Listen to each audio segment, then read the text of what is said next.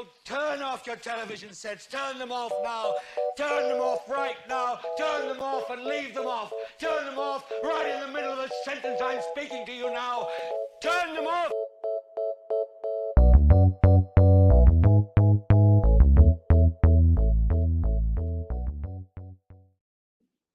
Greetings, people. I know it's been a long time since you've seen my face. I've been in Copenhagen, learning you know, under the tutelage of the best chefs. Now I'm here to deliver a wonderful podcast to you. But before we get into that, D, how is it going? Doing good. I heard you fed an imaginary cat, an invisible cat. Oh no, the cat is very real. The cat It's is very invisible. real. Yeah, Okay. I just can't, I can't give you any more details other than that. But just know the cat is very real. Gotcha. But yeah, we're here to recap the bear. Um, it's gonna be weird because we're going to squeeze the entire show up until now into like a 1 hour ish recap, We're but we doing can it. do it.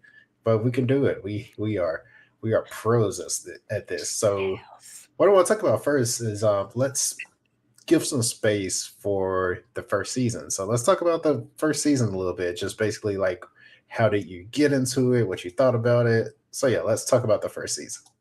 I think this is once again one of those shows you suggested I watch. I think I saw some Right, people right. talking about it, and I'm like, yeah, like most people who don't watch it. Although I love cooking shows, it was one of those things where I thought more so I'm not going to enjoy a show about people who work in restaurants because I don't have that experience. I've never worked in one before, so I didn't think I get it. But I'm glad I did because it's phenomenal because it's so much more than cooking in a restaurant. It's way beyond that.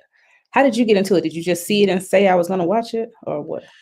So this is probably the one time where FX on Hulu's weird marketing campaign works. Because I was watching some other show on Hulu. I can't remember what I was watching, but we were still in the midst of the pandemic, like finally like going back to work, and Was it Why the Last Man?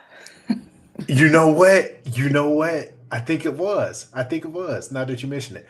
So if you're so yeah, if you're familiar with the ad version of Hulu, by the way, why are you paying for ad free Hulu? Hulu is terrible. But if you're unfamiliar with the ad free version of Hulu, their commercials are like ads for other shows on their platform. So every time, yeah, you know what, it is Why the Last Man. Every time that would go to commercial, I would see a preview for this show, The Bear. And while, like you said, like I was like, okay, it's a show about like cooking. I'm not really into that. But at the same time, like the visual style of the show like kind of caught me. I was like, it looks cool. So Mhm. I'm just gonna check it out. So I didn't like at that point I hadn't heard like anyone talking about it, so I watched it myself and it seems like several other people had the same idea because like within the next week, like everyone was talking about it. So yeah, I kind of like stumbled upon it through Hulu's stupid little marketing campaign that they do. So this is the one time that it worked because you made me watch The Bear. But yeah, Did you watch Shameless? I did not, because Okay. So you don't know him either. so also with that, yeah, I had no idea who Jeremy Allen White was. Hmm. So it was like watching like a new actor to me. It's funny. The only person that I know from the show, actually, the only two people that I know from the show, Richie, Ebon Moss-Bachrach, I think is the actor's name. He was like Marnie's weird boyfriend on Girls, and also Lionel Boyce is a member of Odd Futures, so I knew Lionel from Odd Futures. So other than that, like it's funny that like the two like background characters are the characters I knew, and I didn't know the lead, but I was like, oh, this guy's good. Why hasn't he been in anything? But he was in Shameless apparently. Yeah. Get this guy out there. Yeah, this guy should really be in more stuff. Really, it's good stuff. Yeah. It did seem like it kind of took over though, and I think that's why I was so surprised that it had been out so long when I watched it. I think yeah, when I watched it, the season was done. It was the show had already been through, and so many people were talking about it at the same time. It felt like it was current, so I don't, like you said, I guess it was just one of those things where somebody stumbled upon it and somebody said, hey, watch this. And then word of mouth. And then Hulu started promoting it like crazy. And then it just took off, which is great because thumbs up. This is what I'll say about season one. I love season one so much that I would have been fine if there wasn't a second season. But you could tell the show was written in a way where even the creator of the show is like, all right, I'm gonna kind of close the story off, but at the same time leave it open enough, just enough in case Hulu gives me a second shot. Like you could like, did you pick up on that? Like because if the show ends there, like that's a perfect ending. And I think Mhm. told this to you, like if you're given like that perfect ending, like it kind of makes me nervous bringing it back for a second season because you Yeah.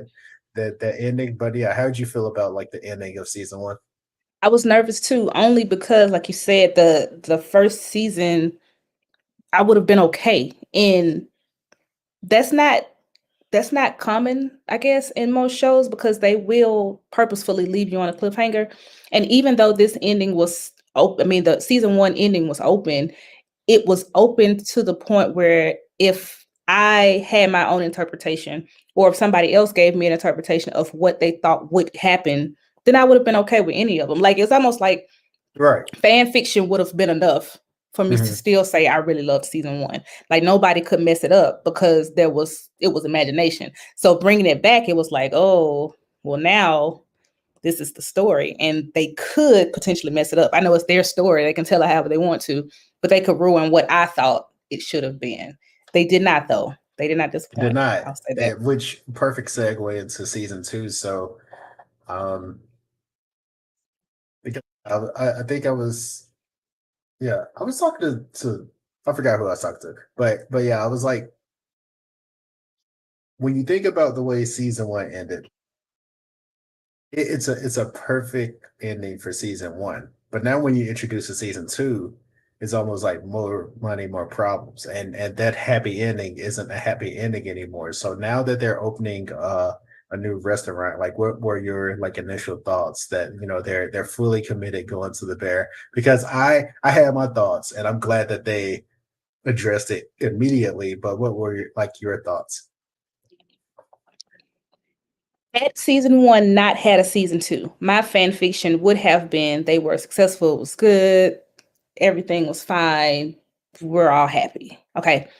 Being that season two came in and reminded us that there was a pandemic, it is hard to find people who want to work at a restaurant. Not only that, this place has been in business for how long? And Mikey was not a good businessman. He was not a good money man. So having a whole lot of money is really not a whole lot of money because you owe that money to somebody else. So if anything, it should have just made them square. And it didn't. It put them in more debt, which is insane. Yeah, so the reason why I say season one ending is perfect because they find money, and for Cormy, like it's closure for him because he knows that his brother was looking out for him.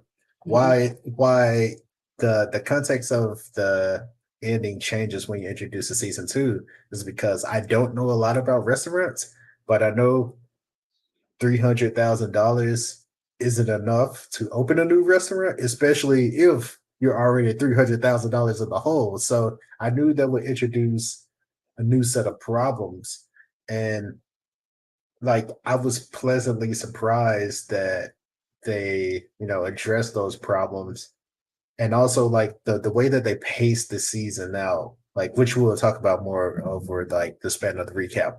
Like they intentionally like pace the season out to show you the different steps it takes to actually open a restaurant. Like this isn't like true enough, this is a fictional show, but it's like rooted in reality. It's not like a fairy tale. It takes a lot to even open a restaurant. So yeah, I'm glad that they, took us down that path of like everything you have to do to get a business up and running. All of it, the permits, the reps, and the other reps, and the reps that go with the reps, and like Many even reps. down to the forks and the Mhm. placemats and the everything, the mold. It really showed, like you said, the whole gamut of This is not just saying we're going to change the name of this place and make it something else. This is, you got to get, what is it? Serve Pro certified, Serve Pro some yeah. certified. You've got to do all of these things. You've got to send people to culinary school. You got to find another Jeff, all these things. And within how much time? 18 months? Oh, no. It was less than 18 months. 18 months was supposed to be up and running, was it? The restaurant was supposed to open in. So let's set the scene for, like, I guess the main things we're going to talk about in the recap. So they had to open, and they knew those 18 months they were pretty much going to be operating in the red. So Yeah. to kind of like offset that, by the way, Carmi set up the 18 months, by the way. He was like, yo, we could do it 18 months. If we don't turn a profit in 18 months, the restaurant is yours. To offset that, they cut the initial, I think, 6 months down to 3, which is insane. It's insane. Especially with how bad Carmi is at estimates. His budgeting skills are horrid. And you think he'd never done this before. And I'm assuming he hasn't ever worked and maintained a restaurant. He's just a chef. But yeah. Sydney should have said, never mind. Go ahead. So, all right. So that's what I want to talk about the most. All right. So Carmi had this idea for a restaurant. Of course, Sydney is now promoted from his sous chef to the chef de cuisine, and he's the executive chef, which is like the kind of like the managing chef. Like, he doesn't really do like a lot of day-to-day cooking. Like, he does the business on top of like setting the menu, yada yada yada. Executive being the key word here. So the thing that I liked about Carmi's character and what makes him such an interesting character is that the show really deconstructs like the genius myth. Like, because when we see like geniuses on shows, like whether it's like, you know, a detective, or it could be like even Dr. House, like it's almost like they're so good at it that they're cool almost. Cormy is so far from cool. Like, he's obviously he's bad at math. Like, he admits himself that he wasn't good at school. He doesn't have any friends. He cooks these beautiful meals, but he goes home and eats like Tostino's pizza rolls. Like, he's kind of like a loser, which is why when I saw the trailer for season 2, I saw that they were introducing a love interest, and I was like, I don't really know how that fits with Carmi's character, but they addressed it. So this is now where we talk about the introduction of our dear friend Claire Bear. Do we have to? You already know. You already know what is gonna. Okay, I want to make something clear, and I'm gonna say this one time, because from here on out, it's going to sound that I feel a certain way about Claire. Okay. I don't think anything that Claire did was bad. I don't think anything Claire had to do with their relationship was her fault. I don't think anything that any way she presented herself, anytime she called him, any of that was anything bad. I don't think she was malicious. I think she wanted the best for him, and I think she would have been good for him eventually. Now that that's out the way. I didn't like Claire. And I didn't like Claire because because this is me knowing myself. I have trouble with which one is it? Which one, sympathy and empathy? Which one is it where you can understand if you can put yourself in their position? And it's one of them where you don't understand it, but you still feel empathy. Yeah, sympathy is like, I'm sorry for you. Empathy is like, I feel what you're going through. Okay, I think I have a problem with sympathy then. Like, if I can understand, or if I can put myself in your situation, then it's easier for me to say, I get why this is happening. If you are doing something that doesn't make sense to me, it's hard for me to say, I understand what you're going through. This is something I know about myself. It is a character flaw. I am fine. Please don't tell me about it because, again, I don't have it, so it won't be good. With that said, I feel like Claire and everybody else set her up for failure. And I think they also set him up for failure in the romance department. Carmi did not have time for for a girlfriend because he was running a restaurant. Carmi obviously liked the girl, but they tried to push her off on him in Thanksgiving, however many years ago. He didn't go for it then. He couldn't remember the girl's name or pretended like he couldn't remember the girl's name when they saw each other at the gas station. He knew her name. He gave her the wrong number there. Back still gave the right number. She had to say how many times say it's okay that I called you. Say that you want me to have your number. Okay, say it again. Like, girl, where's your pride? Where's your dignity? Let it go. So going back to empathy, I mean, I guess I have like no room for Carmi because, like, once again, I am a guy in a family of brothers, of cousins. So people have attempted to like set me up before, and it's as simple as me saying like, I'm good. I'm good. It's as simple as that. He did that though. Okay, But with your brothers, when you say you're good, do they back off? Hold on. But he said he good. All right. Also, if you're listening to this, I'm gonna give you like a sneak peek. Like D and I talk about this like constantly since the show ended, and we go back and forth on this. So yeah. And I'm sorry, I'm wrong. It's fine. No, there's no right and wrong. Although you're wrong here, fine. but fleeing to the bush, I don't care. But what I want to say here is that him giving her the wrong number is like, I don't even think it's like subconsciously. I think he consciously knows that. Once again, going back to deconstructing like the myth of the genius, he knows that he's a genius in this one area, and he's so great at this because he puts everything into it. He doesn't enjoy it. It's not for him, but he's great at it, and he can't put his energy into anything else. So with that being said, like, he knows that about himself, but yet he still went like on that path. So he also doesn't have, because he obviously didn't have a lot of friends. I probably never even had a girlfriend before. I think he alluded to that. He didn't know how to set like boundaries. He didn't know. And I'm so sorry to say that word after the bullshit we had to go through. But anyway, but I am using it in the right way. He didn't know how to set like healthy boundaries and say like, hey,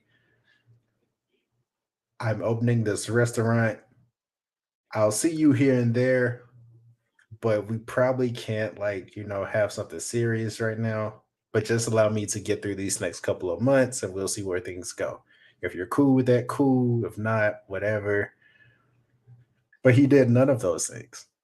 What happened when he said, this is a girl who's my friend? What happened? Just tell me what happened. Just tell me what happened. You're not going to put me in this gotcha. Just tell me what happened. It's not a gotcha. I swear. Again, I understand it's his fault. Just tell me what happened though. Sidney told him, Sidney was like, a girl don't be shitty. That's a friend. Don't be shitty. He was like, okay, I guess I won't be shitty. Mm-hmm. So he's the one who, he didn't even seek clarification. He didn't even do the what are we thing. He was like, nah, you are my girlfriend. He went and called her and like, hey, you booed up now. Okay. Which lasted all of 24 hours. Mm-hmm. I was just wondering what happened. Please continue. I don't like that. I don't like that. Podcast's over. No. Here's my thing. Okay, again, I am.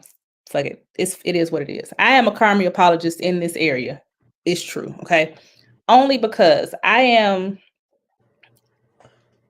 a person who does not understand her. And I say that because again, I just feel like if I like somebody, I mean, if it's a deep seated crush, like it's almost unbearable, and they tell me or they don't give me anything back, I feel like I should just let it go. And she didn't do that. She didn't do it. Fact didn't do it. Richie didn't do it. Mikey didn't do it. And I don't understand why they just were like treating her like she was this porcelain doll that was fragile and so sweet and kind, and this cuddly bear that they had to hand to him, and he had to take it because it's the only way he could be happy in life. And she was just so good and everything for him, and it was he had to have her because he wouldn't survive without her. I don't get that part, Ronnie. I don't. And I So feel I will like everybody so set her up for failure. so I will say this, and I feel like this is very much a storytelling device. They did set her up to be um the perfect like manic pixie like Dream girl. inflappable dream girl, but that only works as a plot device if you make her without fault, like because Claire did nothing wrong in the show. And I think if you make it seem like she had a flaw, then the Carmi story doesn't work as much because it's like, oh yeah, like whatever. But I think in order to show that, to really like show how Carmi, like, because yeah, like if you, because what most shows would have done here is like make this like a toxic relationship, like he's going out Mhm. to bars and they're like, you know like getting nasty in the bar bathroom or something. But they need to show like her as almost like this, like you said, this pure like porcelain, like this very fragile, unbreakable person. And I think that's like purely like a storytelling device, because we only see Claire when she's like doing things for the people or doing things for Carmen. And I will say, um, because of that storytelling device, it does make her a not so interesting character. But like I said, I feel like she's there Boring. specifically Say it, for boring. like Say it. this purpose. Huh? Say it, boring. Boring. I said interesting, which is like more, Boring. which is more characters than boring, like which is Boring. more syllables than boring. But Boring. Say it. let's Say let's boring. let's let's let's Okay, shift. question. Question. No, Yes. before we leave her, Okay. let's get Okay. to, can we at least talk about the breakup? I guess I'm assuming it's a breakup. You gotta remember this is the end, so we don't know if they break up or not. Let's No, assume they because broke up. I want to save the breakup for last. I want Okay, to say okay. As long as we because talk yeah, about it. Okay. we We I can promise shift you we're going to talk from about my it. But Claire hate um, now. so one thing I think we both like in this season is the character development of like the supporting characters, Richie, Tina, and Marcus. So Mhm. I think that's something that we both enjoy. Am I right in that assumption? Big time. And I want to say we didn't talk about season one much, but I rewatched it and I really forgot how big of a bitch Tina was to Mhm. Sydney in the beginning. Like it was insufferable to the point where I'm like, why haven't y'all fired her? And I guess it was because she always had the little bright spots and they know her and you could kind of see, so I guess something eventually, but there was a point where I was like, I don't understand why she still works there. I don't get it at all. I Yeah, don't. I will say like I don't think there was enough of a turn there for me, because I know what they tried to do. They tried to show that she had potential. Um, she was probably Mikey's best employee, but she was nervous of like what was coming, and she was intimidated by Sydney. That's why she was like mean and trying to run her off. But that there was that's my one minor criticism of season one. There wasn't enough of a like turn there for me. She just like tasted the potatoes, and then City was like, they're good, and then she was like, we are best friends now. But no, seriously, I do like her character progression, because like even with like the events of season one, like the fact that Sydney trusts her enough to make her like the sous chef, and just her having that moment, I think that was very like validating for her, and like that hug in like episode one. I'm like, yeah, this is like the best parts of the show. This is what the show is about. So Mhm. it was really good seeing that moment. And in that part did feel organic because they made sure to have Tina say, "I really like learning this stuff," Right. when she was talking about barkeeping Hmm. the pans and all of that stuff. So you could see that Tina is interested in learning. And going back to the potatoes, you can see it there too, because Tina was terrified that they weren't going to be good, Hmm. because it's almost like Tina knows how to do sandwiches.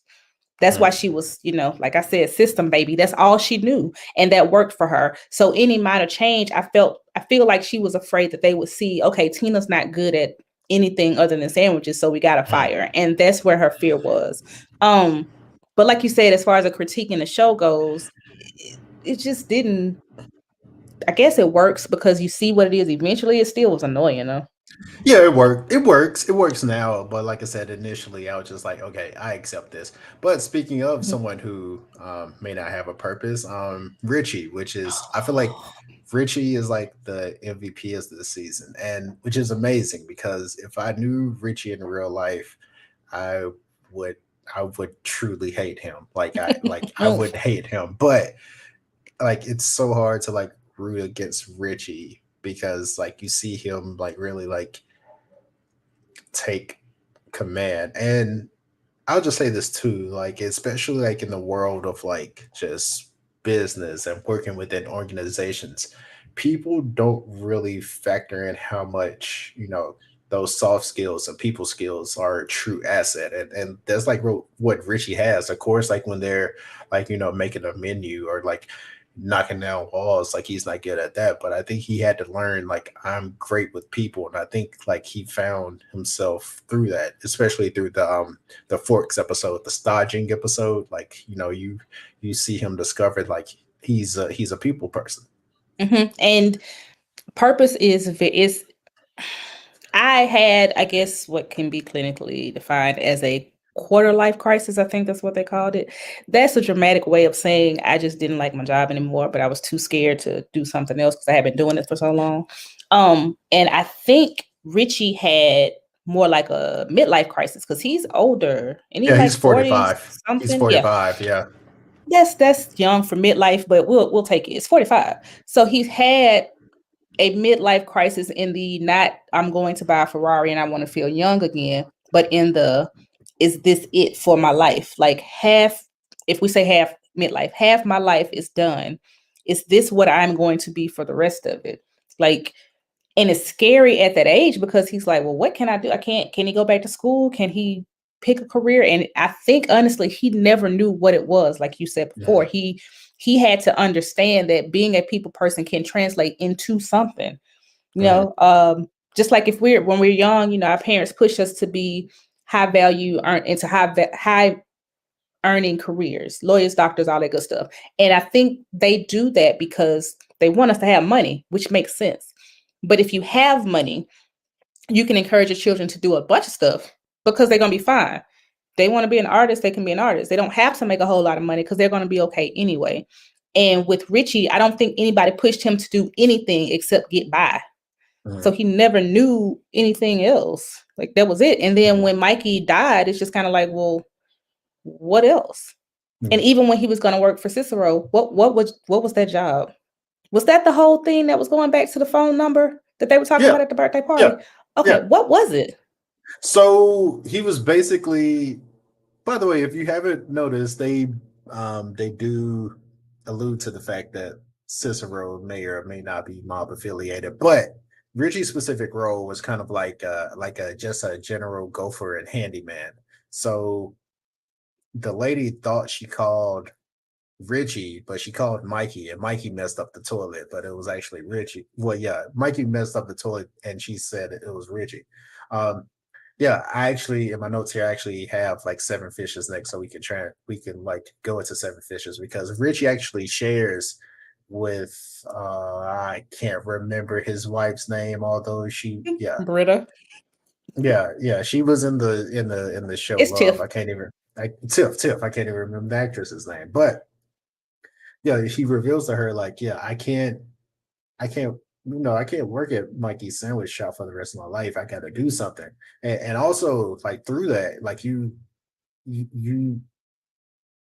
because I think it was like a parent in like season one, but of course, like we didn't know, but through the Seven Fishes episode, we learned that Richie and Carmi really didn't have much of a relationship. Of course, like Mikey and Richie are like closer to the same age, and like he calls him cousin, but it's only because he has that relationship with Mikey. So yeah, when Mikey passed away, like yeah, Richie really felt like he didn't have a purpose at all. And hurt and resented, by the way.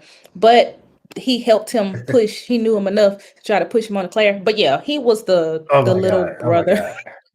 He was the little brother to his best friend. Really, that's what it is. And their relationship became more of what it was only because they were forced to be together because of the restaurant. I don't think they would even talk to each other outside of the fact that they kind of had to. Because he was gone, right? Paris and Copenhagen and wherever else he was at. So I don't even know if he talked to him much outside of, that little chit chat about Claire. Wait, Seven Fishes episode, which is I remember when I first watched this episode, I was like, yeah, this is like Avengers Endgame because every time someone would turn the corner, you'd be like, oh shit, Joe Mulaney, oh shit, Sarah Paulson, oh shit, like Bob Odenkirk, like Jamie Lee Expendables Curtis. 4. Yeah, you're right. Yeah. Yeah, FX or Everybody was in Hulu, the episode. yeah, It was like they were Hulu just was like, like, hey, money, money, yeah, money, money, money. just give them money, yeah. It was But cool though. yeah, it was really good because I really like I talk about this all the time. John Bernthal is like probably like the most underrated actor of our generation. So I really like seeing him. I really like seeing like I really like seeing Mikey more because we hear a lot about Mikey and how like just infectious his personality was and how people liked him. And you get to see a lot of that in this episode, but you also get to see unfortunately like how tormented he was and the things Mhm. he was dealing with, which is very sad and unfortunate. But just in general, um, I do think we see the origin of Carmi is like trauma essentially because now we have the pecking order of the Berzato family. Like Mikey is the oldest, Sugar is presumably the middle, and then he's the baby. Though when you have like a really popular like older kid, and then the middle kid is the middle, and then Carmi like just feels like left out.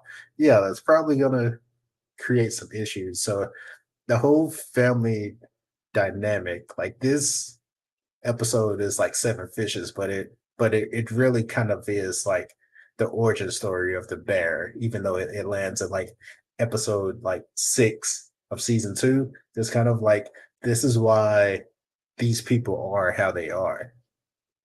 And why are they the way they are? Who was responsible, Ronnie? I mean, Donna, Yes. not so great. Yes, Donna. Not so Another yeah. instance of me knowing myself. I like to think that I am a person who can, again, sympathy, empathy. Y'all tell me the difference, but who can understand that people have mental issues and trauma and abuse problems and all that stuff. And I want to be that person that says, I get that you have this substance problem or mental issue, and I should allow for you to have to work through whatever it is you have to work through because you can't do anything differently. Like you can't be better because you just don't know how to. And I think that's how Donna is, but it was very difficult because I just I just watched and I watched, I want to say almost every person in that house asked her could they help in some way. Every single adult in the house. She said no to every adult in the house. And then she was angry with every adult in the house because she was doing it herself. Now, I do think most of that was because she was drunk, though, because in the beginning, it looked like she just really enjoyed what she was doing. Like she was having a good time with, taking her hand and buttering the bread with her hand. She just looked like she enjoyed being in the kitchen, having everybody around. But the more she drank, the sadder she got because I guess she felt like she was doing it all by herself or whatever. I don't know. So it's hard for me to feel bad for people who are doing things so that people can feel bad for them. I know that makes me a Yeah. bad person. I know that, but that's just my truth. Because yeah, she had every single opportunity to like enlist help, like several, like every time somebody like crossed into that kitchen, she was like, "Get the hell out of my kitchen."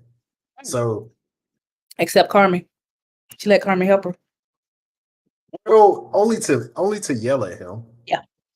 But he's the only one that could help her. Like, remind me to take this out, and then because the branzino needs the crust, and then we got to put this back in, and then set the timer for this. Like, she had a system, baby. She did until it got to the point to actually do the things that she was supposed to do. That reminds me of somebody else. We'll get to him. But like, Also, just PSA to mothers of that generation.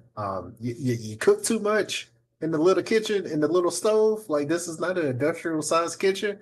You cook too much, and then you get mad when nobody takes the leftovers home. Like I cannot take two pans of sorry. But it's anyway, just you. it's just It's just me. me, Mama. It's I just don't me. I'm only one person. I'm want not me to like I'm do. not an army. I Like don't know. And then remind you not to get fat. We're not gonna go into that though. yeah. Point is, Donna, though, that's the whole point. Donna was doing a lot. And I tried to find what it is that she wanted. And I still don't understand. What do you think that what is there anything that would have made her feel appreciated?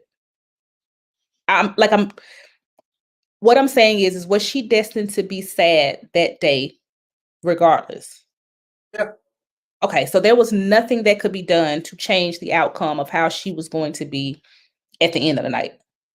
That's how she was going to be regardless. So I'm gonna tuck one comment away, but it's a bit of like some people make like self-loathing like their personality. Like they Mm-hmm. want to be the one like no one helps me, no one understands me. Like true enough, some people have like mental issues, and because of those issues, like those things are like people really don't understand you because it's hard to like really like if you're not going through that, it's really hard to like understand and like empathize. But some people just really like wearing that self-loathing personality where they're just like, yeah, woe is me. And I think that's Donna. And I think I'm gonna give I'm gonna the comment that I want to tuck away, I'm gonna reveal it here unintentionally, but I think you can see that she enjoys cooking for people. She enjoys everything that comes with that, but at the same time, she hates it. Mm-hmm. Like Yeah, who else? like like Baby Bear. Yeah, Yeah. And she also is a person who is offered help repeatedly and says, I'll do it. And I'll then, do it. yeah, yeah, we'll get to that Then too, because that's no. You are killing it with the transitions because now I want to tell you about a story of complete and utter failure, which is um circling back to Carmi and him like and Cicero. dropping the ball. Like Cicero tells him like if you're gonna do this, like you have to be all in. Like you can't take your eye off the ball because if you do, everyone else takes their eye off the ball. And I think we see that throughout the course of the season. It starts with, you know, hey, call the fridge guy. And then when people offer to call the fridge guy, he's like, no, I got it. I got the fridge guy. Then it's like, hey, let's go over this menu. He's like, you know what? Like, I know you put in this work to set up this chaos menu. Let's go away from the chaos menu. Like, okay, let's talk about napkins and forks. I don't want to talk about napkins and forks right now. I'll talk about them when I come back. When I come back, I have my girlfriend with me, and we don't talk about napkins and forks. Everyone leave for the night. So he was taking his eye off the ball repeatedly. And I mean, once again, I don't know a lot about restaurants, but what I do know is if you have the word executive in your title, like, by the way, I'm going to say should here because we know the world that we live in. You should know more about your organization than the people working around you. Like, you Mhm, should be way more involved than Carmi was throughout this process. mhm. Um, when he told him that he had to put himself in it completely Mhm. and, you know, keep your eye on the ball and no distractions. What could have been distracting him? I mean, What yeah, was he his lack speaking? of focus, like his whirlwind romance Oh, with okay. Just checking. Claire. Just checking. Okay. Um, Hey! Don't don't do that. Here's my thing though, because I only brought up Claire because I want to say that I think the only person who properly handled the Claire situation is Sydney. Mm, And I say it was Sydney because some people would have taken her um rightfully getting onto Carmi's ass as her being jealous. And I mm, didn't take that as her being jealous for 1 second, not at one point. And even if it was jealousy, it was righteous jealousy because I would have done the same thing. Because if I bring you an idea and you're not sure of my idea until you go and run it by somebody who has nothing to do with our business, that would piss me off to the yeah, highest level of yeah. like anger. And she actually handled it way better than I would because she was calm and she took a second to take a step back and say, "Oh, whoa, I'm doing too much and I'm sorry." Like I did come in kind of hot. However, she stood firm and was like, "You need to decide. Like don't let another person who has nothing to do with it, no matter how you feel about her, come in and say it's okay. So now you say it's okay. You need to be the one because you are the one I trust, not your Mhm. girlfriend." And I was happy that she said that. And I was happy that even with all of that, she was like, "You don't have time for this. But if you're gonna do it, then at least do it right." Like, because it's Right. not the girl's fault that you don't have time for it. But if you're determined to do it, then do it, you know? Yeah, at the very least, she was like, "Dude, I like need your focus." And from Sydney's perspective, it's understandable because she just had a business that failed, and she was talking with her dad about like how she can't go through this again. And then there's like that montage of like all the restaurants closing down, and now she's seeing like her partner like because by the way, like there was like a little scene that probably went unnoticed, but they don't even have like as far as like business partners, like they don't even have like a share worked out. It's almost like a handwork agreement. So now you're like tying yourself to this dude who, you know, going back and forth from the menu weeks before, not even weeks before open, days before Mm-mm. open. Mhm. Mhm. Can we stay on Sydney for a second? Yeah, yeah, yeah. Okay. The thing that I did like that happened to her was it was messed up that Carmi flaked on her. Like I didn't like that at all. But I'm still happy it happened because to me it felt like even though Carmi wasn't making decisions either, she couldn't make any decision without him.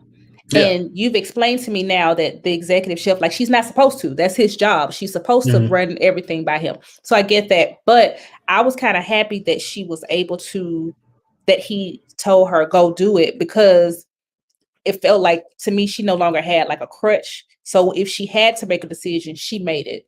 And in doing that, it allowed her to tell him, like, you need to make a choice, you Mhm.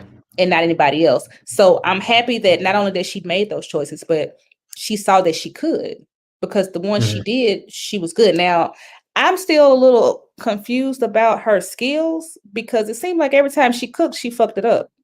Like, So so except the what I omelet. think so I mean I'm gonna which is kind of my point. So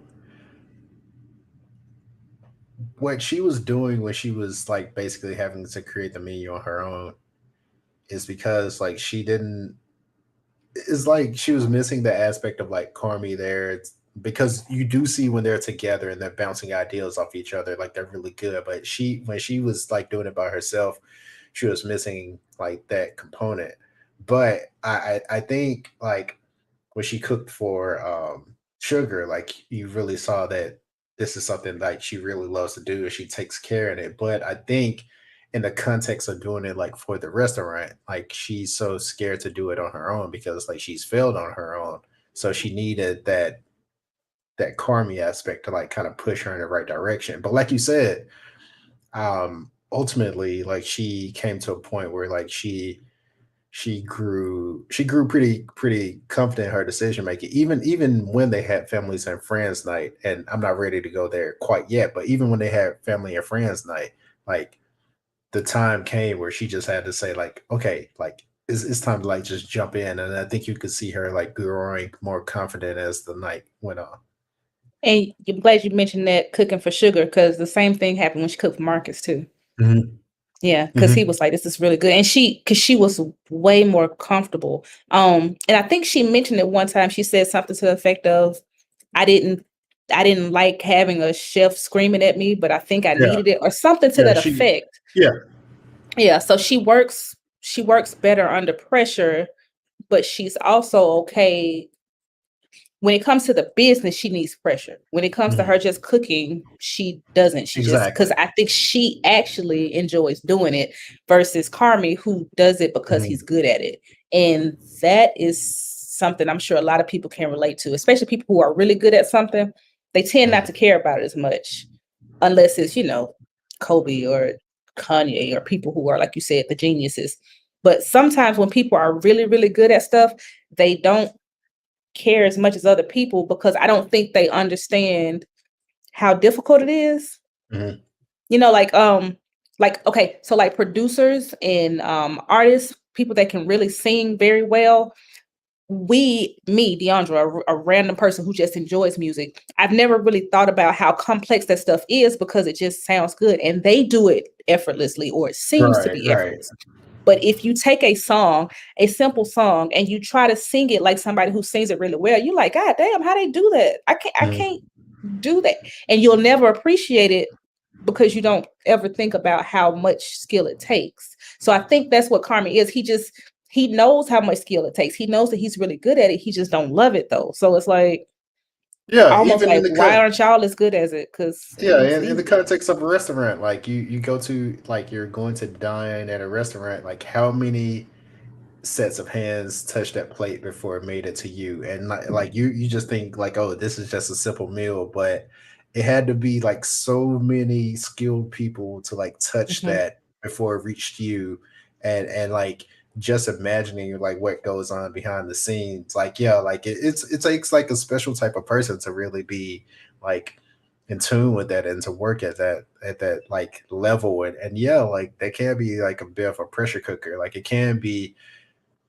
Because going back to your metaphor, like I do know like some artists, like they say like, yeah, like I actually hate some of my most popular songs because I had to listen to them 100 times.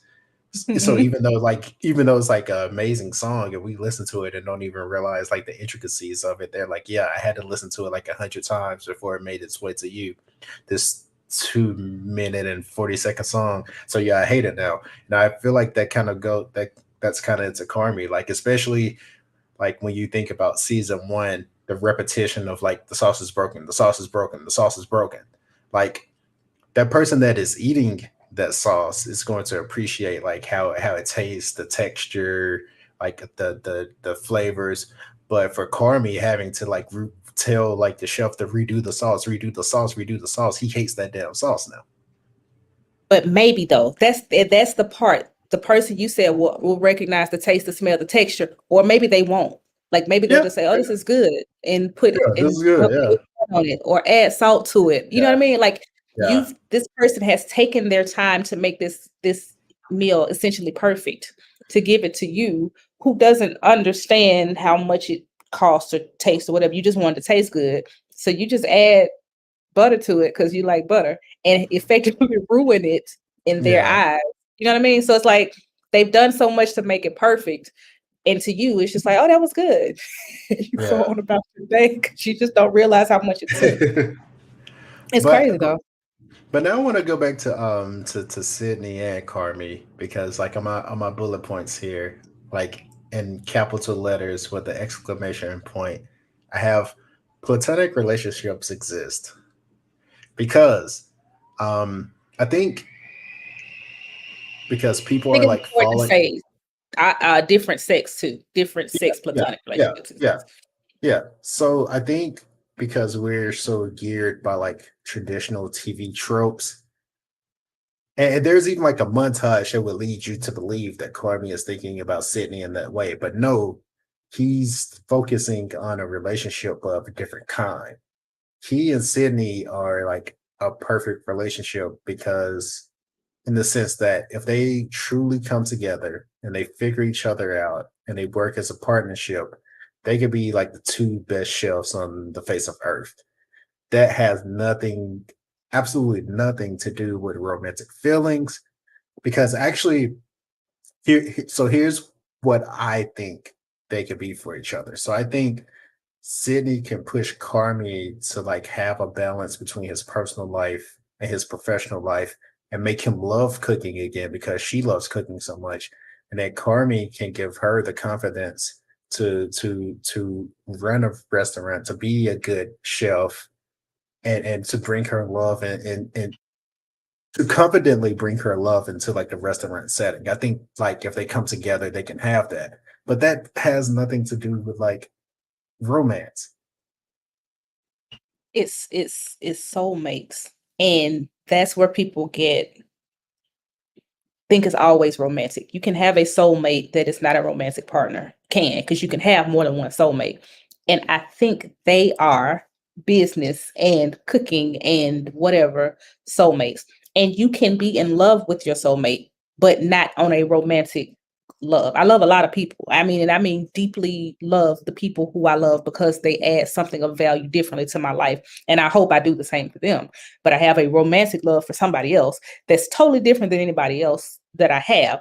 Now, the problem is that we have been conditioned, like you said, by society and by TV, of course, to think that if you are attracted to a person on any level, then it's got to be romantic love.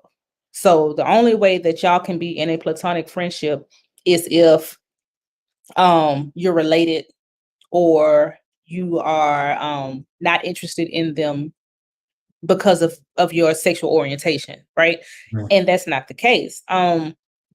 I think, and I hope they continue to keep it this way because I just never saw a ship between them anyway. I don't know No, if it's no. because they just don't personality wise match to me or whatever. I don't know. It has nothing to do with how they look. I promise it doesn't because I've seen couples that don't look like they belong together or whatever else. I just don't see a romantic relationship with them. The only time I saw that it could even possibly work was when they were under the table. And that's just because I forced myself to see it. And that's just me being honest. Um, But even to under the your point. table, like sorry to cut in. I'm gonna cut Mhm, in quickly, but even under the table, that was almost like a metaphor for like a trust fall almost. So mhm. even that context, like it's not like they were like face to face, like they were holding it while one person was working and then they switched. So that's kind of like I trust you to not let this fall on me, which is a different type of context. And to your point, that's where they can be who they need to be for each other. It was almost therapy. I won't say almost, it was therapy for both of them. Yeah, yeah. Because he specifically said, hey, can you fix this table and say more stuff? Because he knew he needed to hear what she had to say and she needed to say it. And that's where I think Carmi needs he could have a romantic love interest, sure, but I don't think he needs that now because I don't think he knows how to love anybody properly. And the whole montage with him trying to calm down, I think that's the one you were talking about, Yeah, yeah, that people yeah. will see as romantic. I saw that as him, he needed to be centered. And he was trying his best to find it in Claire. That's why he kept thinking about it, and it wasn't And working. So then he yep. had to go to Sydney, and it's exactly what he needed. And I don't think that's a shady type thing, like, well, this one ain't getting it. It was what is it that brings me peace? And as chaotic as they are, she brings him peace because I think she understands him in a way that Claire can't. Like, she just literally can't do it because she's just not Sydney. Mhm. That's not against Claire. Of course, I've been talking about all that, but that has nothing to do with Claire as a person. Nobody else can do it because it's Sydney. Like, she is the person. She is his person for that particular thing that he needs, and that's okay. And I want them to just let her be that person for this thing. Like, she don't have to be this person for everything in his life. She needs to be this person for this particular thing right here. And I Right, think they'd right, be perfect for it. Because right. even like you can see the contrast with the way Sydney and Marcus talk. Because Marcus is a chef too, but he's not Carmi, right? So I hope they just keep it where it is Yeah, because it's fine. It's fine. that's fun. Can you talk about them? Are you going to talk about them too, Sydney and Marcus, or no? Yeah, yeah. I was actually going to talk about Family and Friends Night right Oh, now, go for it. and all the happenings of Family and Friends Night. So yeah, a lot of things happen. Um, I think.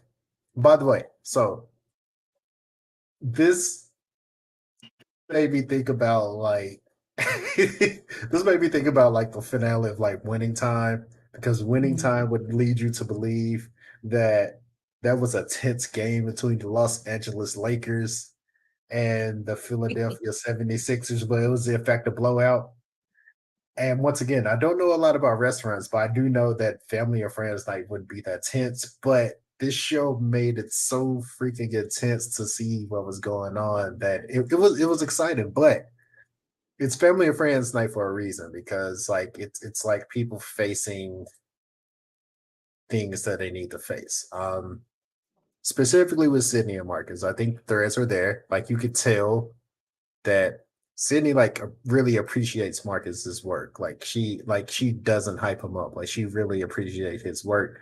But Marcus likes Sydney, because I will say the act of cooking for someone in that manner is like very intimate. So he may have taken that a different way.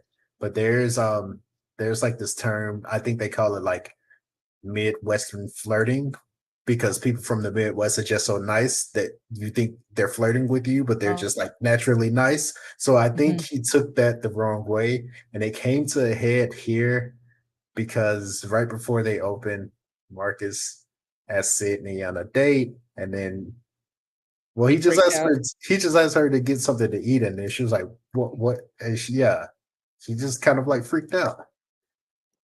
I want to add too, before I forget, Sydney does. I've noticed that Sydney doesn't recognize that she's being shitty to people until Carmi does it to her, and that's what happened. So you made me think about it when she cooked for him. I think that was an apology for the way she reacted about the cakes. Although I still think they were right because Marcus' ass was 25 cakes behind. He was still making donuts. Yeah, Okay, whatever. I'm sorry.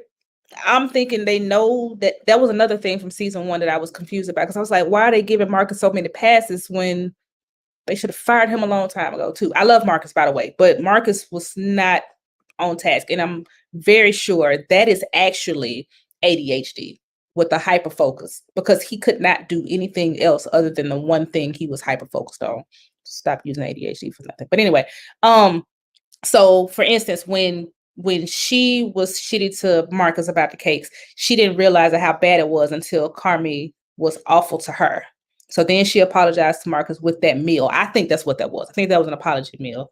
And then an apology and also a let's gang up on Carmi meal. yeah, And then she was terrible to Tina in the when they were going through the thick of it when the food got cold. She didn't recognize that until Carmi came in screaming at her. He apologized and then she apologized to Tina. I hope that's not a trend for her because she doesn't I don't want her to have something happen to her before she realized that it wasn't good that she did the same thing. And as far as the Midwestern thing, he absolutely likes her. yeah, And it wasn't the meal I think that freaked him out. It was when she said I miss you. That's when he was just like, oh, yeah. It was like, huh?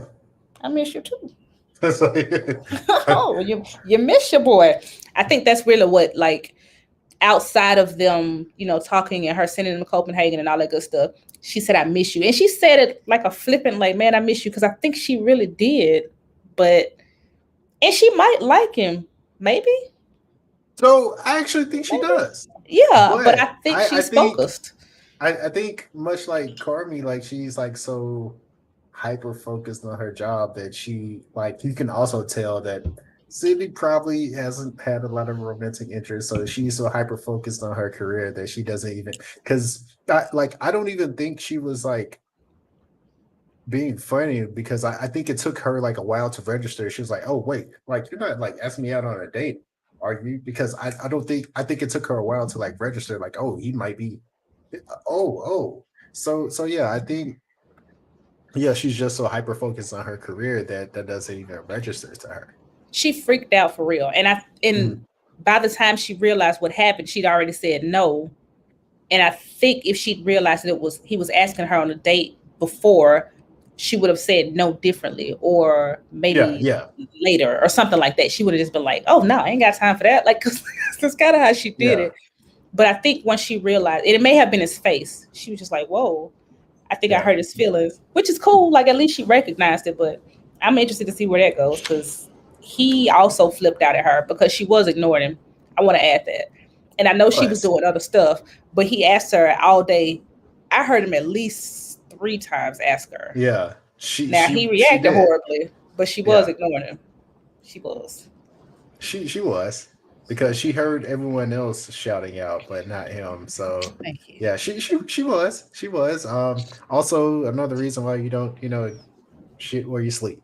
But Yep. anyway, um, so yeah, that's one thing that happened at Family and Friends night. Another thing that happened. Just the So one. just the one. So I guess let's talk about our guest list a bit. We have Sydney's dad, we have Mhm. Claire Bear and her friends. So um you brought up the Carmi thing. He he made it a point to like go out and see her, right? And Who then when told he him to? came, no, he said I will see her when I have time. Who told him to go see her though? I'm just Don't do asking. this, D. It was That's a Richie? grown ass man. Wasn't it Rich? That's a I'm grown just ass man, D. asking. Grown You're ass right. man. He is. He's gone. Grown ass man. Grown ass man. Who told him Grown not ass to man. though? Hmm. Who told him not to? Sydney told him he ain't have time.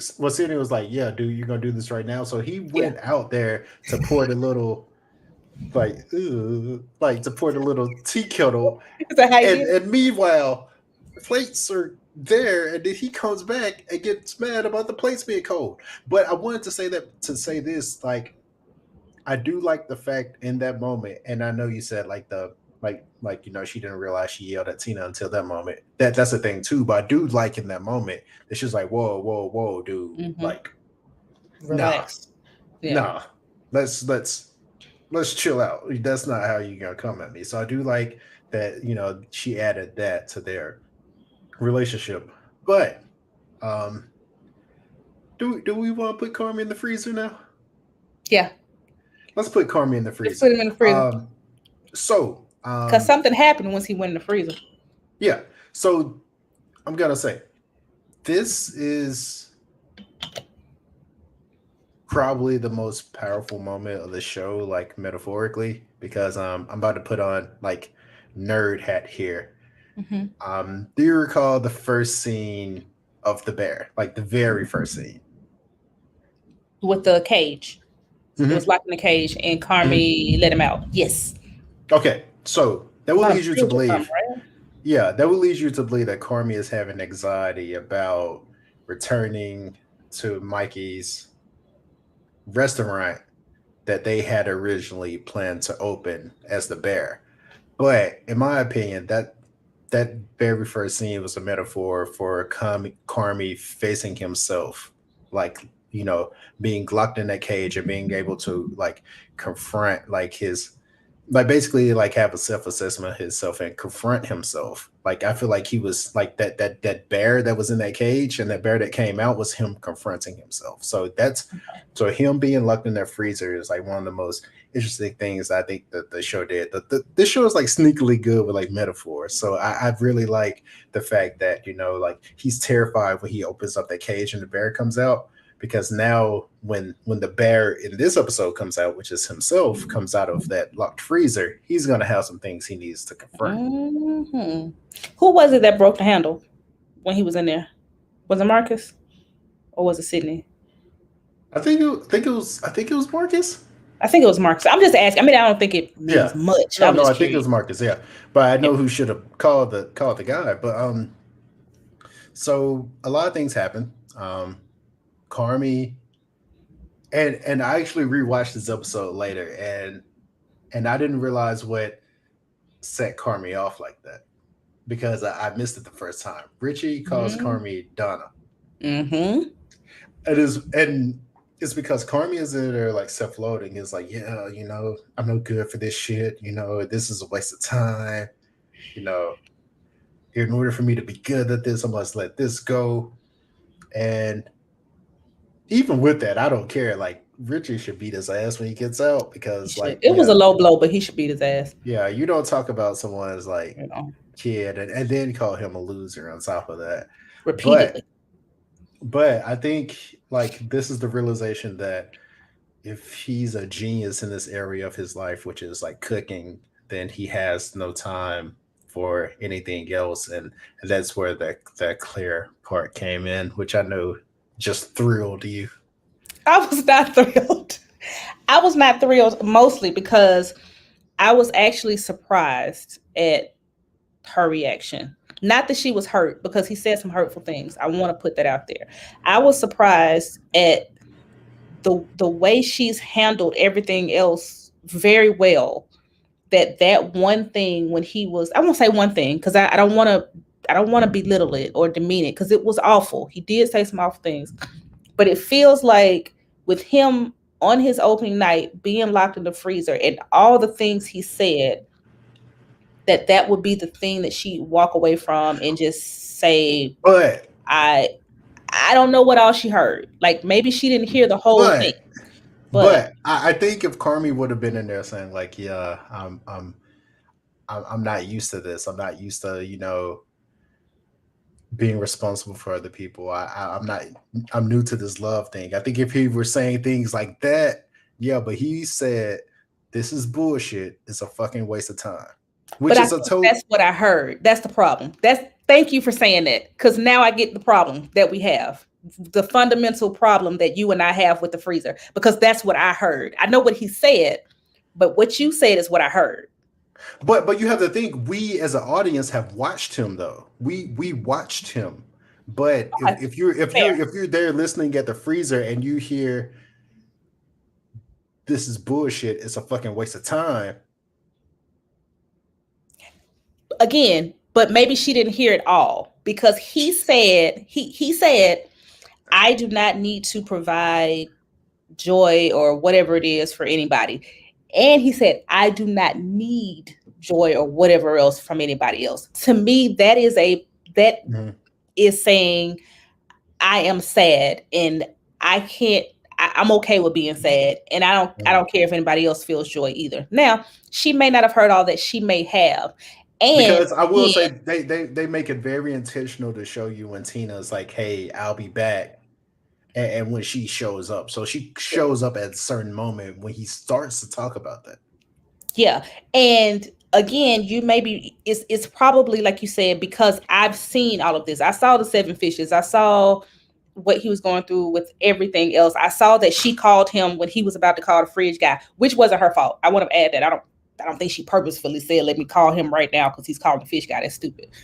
But I saw that too. So that makes it harder for me to not understand where he was coming from or why he was so sad in that freezer, because it was just a lot. And it wasn't just her that he was in there having lamentations about, because he really went on this sad boy tirade.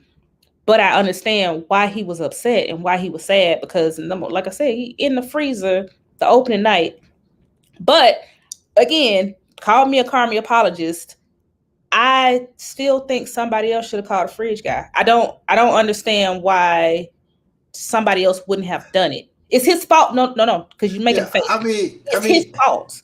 But if you are running a restaurant and your fridge door is broken, and I have asked you running 4 times to call the fridge guy and you haven't called him, and you keep saying, I'm going to call him, I'm going to call him, I'm going to call him, at some point, I'm just going to call him. Just like with but I Mark. will say this. I will say this. If I feel like if Marcus and or Fak had the number, they probably would have called the fridge guy, but it didn't make it that far out. Okay, the alliance. That was my next Because point. it was a contained thing because Sid was like, I'll call him. Tina was like, I'll call him. He's like, no, I got it. But I think because we see them calling the other people. So I think they would have, but the fact Okay. that Carmi wanted this and it kept it a contained problem because he wanted to look like he was still on top of things, then yeah. That was okay. That was my next point because I was going to bring up Marcus and the alliance because I'm like, just like when they didn't want to call about the mold, when Richie was like, we're not going to do it, and they knew what was best, so they did it. I still think Tina, Sugar, um, Sydney, somebody should have known what was best for the restaurant and said, I'm going to call this fridge guy, and he can give me shit about it later or whatever else. But here's the thing. I've got to That's not blaming them, by the way. Just want to throw that out there too. It's still Carmen's fault. I think I just would have called though, I'm gonna just so tell that you would have happened. I'm gonna tell you a hypothetical story. Uh It oh. never happened. So, a friend of mine, this person's organization was about to reopen for COVID, Hmm. and the the the leadership team was like, "We're reopening next week, but we don't have any PPE, we don't have any masks, we don't have any gloves, we don't have any Lysol." And my friend saw his colleagues scramble to gather all of those things so they could save the leadership team. And I, in my professional life, I am truly a proponent of like organizational culture, and I think too many times the support team make up for the failures of the leadership.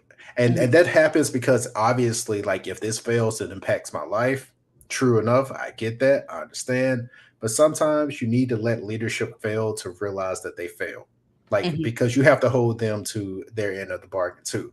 So while I hear you that someone you're probably with the best interest of someone to call, like, because Carmi is the top guy, I think he needed that to happen. Because what happens if they call the fridge guy, that doesn't happen, and then they open the restaurant, he's still doing the same shit. Well, the forks too. Don't forget the Forks forks. too. Forks Yeah. too. Exactly. Yeah. And I'm with you. I guess I'm thinking grand scheme. And I'm, by the way, not mad that he got stuck in the freezer. If anybody got stuck in the freezer, it should have been him. So I'm very happy that it was him. I don't think it would have had the same effect if anybody else got stuck in there. Or Mhm. maybe he would have felt like shit. But I'm happy it happened because again, not only did he get stuck in there, the world didn't implode, right? It Right. helped Sydney because the show went orders over her. It actually kind of went a little more smooth once he was out of way and nobody Oh had to think yeah, about yeah, him, yeah. see him, or worry about what he thought. Richie came in there and showed his ass. I mean, he went to town and it was perfect. Oh, But because oh, go ahead. Sorry to cut I you was off. gonna say, but that wouldn't have happened if Carmi hadn't sent him to, you know, the Because they restaurant. were very intentional to show you like Sydney going through like Coach K's book, and Coach K like like back in Coach K's heyday, like he was very known for recruiting players that would have a specific job. They may not have been like the best players, but like when you bring your starting five together, like like you have a cohesive unit. And then he's in that one Coach K interview, he says you can't get there by yourself. So Mhm. I think it shows like removing Carmi like actually strengthened the teamwork. So he's gonna have to like live with the fact that they're better off without him in his own place. By the way, I guess before we wrap this up soon, I just want to say this. If I had to make a guess as to where this show is going, Mhm. um, Carmi. So Say it. Say it. Sid, I can see Sydney as the executive chef, and then Carmi just cooking again because he needs to find that love for cooking again, and Sydney needs to know that she can successfully run a business. I don't know how that will work, but I can see that. Or Carmi actually like, walking away from it all and saying like, like I'm good at this, but let me be good at this other part of my life. Just say that. I saw your face, but yeah, before we close, I want to go into like a quick lightning round. I'm just going to ask you a few questions. Just Mhm. answer quickly. First thing that comes to mind. Okay. We call this like the Avenger Endgame season. Favorite cameo of the season? John, what's his name? John Mulaney. Yeah. Only because Oh, I liked his character the most yeah, in that episode. Yeah. But I mean, I yeah, guess if yes, I had to say favorite character, I'm with you, John Bernthal. I liked Mikey yeah. being there. Actually, no, I'm gonna say one of my favorite writers, directors of all time, Robert Townsend. Anytime we Mm, see Robert Townsend, I don't forget Robert it's Townsend. it's a it's a it's a, it's a good time. So I'm glad Robert Townsend is in this show. Hmm. Yeah. Favorite episode, and this could go season one or two. Like, does one come to mind as your favorite episode? Ooh, favorite. No. Go answer first, and then I'll come back. Okay, mine is Forks. Richie stodging. Richie. Yeah. It was Yeah, beautiful. yeah, It was. It was. It's Forks. Yeah. yeah. All It's right, Forks. so I have an answer about this, but I want to ask you: is this a show that's best to be binged, dropping all at once, or Hulu, or dropped weekly on FX? Dropping binged because the chaos of the seven fishes right after, because Rich's episode came right after that, right? Right. Yeah, I didn't need a week to sit with seven fishes. Like I needed, I needed something else because I needed to see what happened right after it. Because I think in a week you forget how chaotic it is. Mhm. You forget because it was nonstop from the beginning. So I think binging it was perfect. I think I went through it in like it may have been 8 days, it may have been 2 days, but I Yeah, forget that the episodes are half hours too. What 40 minutes? Yeah, I'm sorry. I watched the show in pretty much a day, but I actually go the opposite direction. I would actually love to see this drop weekly. I feel like Really? it would have and like not to undermine its impact, it would have an even greater impact if like this show dropped weekly. I think it would. But once again, not mad at the binging model. Go ahead. When it started and I realized that they dropped them all at the same time, I was a tad bit disappointed because I was looking Mhm. forward to having something to watch for a while. Right. But with that said, I'm still not mad that it was all there because I Yeah. got to Yeah. watch it like a movie almost. Mhm. All right. Final lightning round question. How many more seasons do you think this show has to go? Two tops. I say one. One would wrap it up. Two tops because we could go one, the next one being Mhm. the success of it, and then the last one being like past that, like the restaurant's good. Now let's focus on these lives of the people Mhm. themselves outside of like take cooking out of it almost altogether. But if they do one more, then I'm perfectly fine with that. I want to add Yeah. before we go, I do like the start reactions to Sydney wanting a star versus Carmi and the thought of a star, because her idea Mhm. was personal achievement, almost freedom. His idea was entrapment, and you made me think about it with Mhm. that bear in the cage thing Mhm. because he does not want a star at all. Yeah. He don't want to maintain it. Yeah. You said one. Do you want just one more season though, or do you want to? Are you afraid of two because you're afraid they're gonna do too much? No, because I feel like the show is intentionally paced because when seasons two started, I thought it would end with the restaurant actually being open. But now Hmm. that I see, I feel like we're gonna live with because now what we have to do is we have to go well Carmi's personal journey, but we also have to Sydney getting her star, and just keeping the restaurant float in general. So I feel like that's enough for another season. But after that, I feel like get out while the getting is good, and I feel like that would Mhm. be a good place to stop.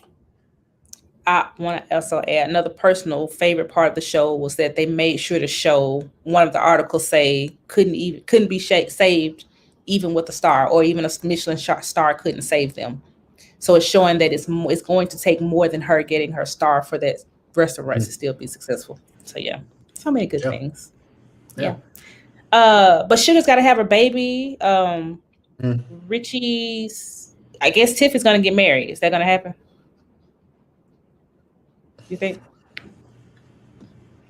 I mean, I don't, I think it's very obvious that her and Richie didn't work simple because Richie didn't have a purpose. But I do see Richie might pop out with the turtleneck. He might pop out with the Mm-hmm. turtleneck now.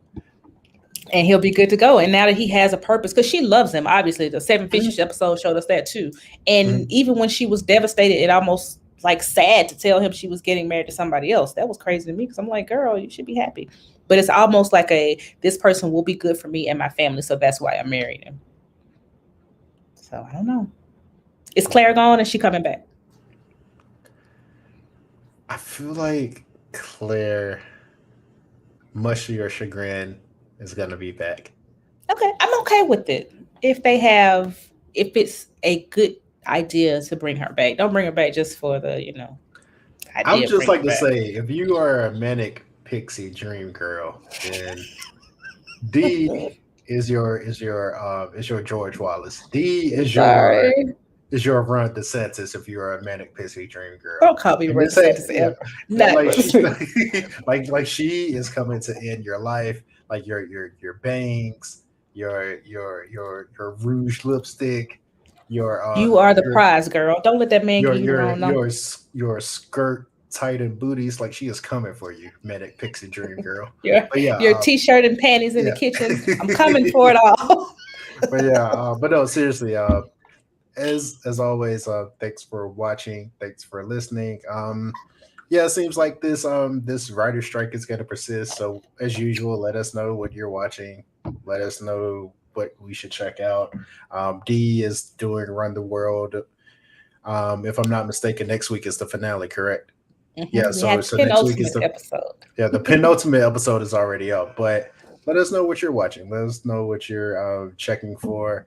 What you looking We forward to too. yeah, we might briefly do a shift to movies, I guess. I don't know, but yeah, just as usual, thanks for the support, thanks for watching, thanks for listening. Until next time, goodbye. Peace.